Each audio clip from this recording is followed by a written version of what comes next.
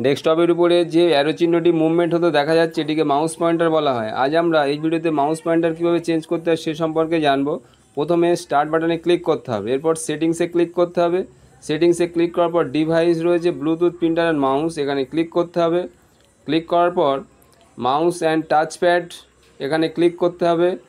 Click করার পর additional mouse pointer এখানে ক্লিক করতে হবে। ক্লিক করার পর একদম উপরে রয়েছে পয়েন্টার্স, এখানে ক্লিক করতে হবে। ক্লিক করার পর নিচের দিকে দেখো ব্রাউজ রয়েছে, ব্রাউজে ক্লিক করতে হবে। ব্রাউজে ক্লিক করার পর আমরা বিভিন্ন প্রকার মাউস পয়েন্টারের সিম্বল আমরা দেখতে পাচ্ছি। একটি পছন্দ মতো মাউস পয়েন্টারের সিম্বল সিলেক্ট করে নিতে হবে।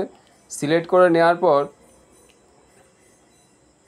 ওপেনে ক্লিক করতে হবে, এরপর ওকেতে ক্লিক করতে হবে। ওকেতে ক্লিক করার সাথে সাথে দেখো মাউস পয়েন্টারের আইকন চেঞ্জ হয়ে গেছে।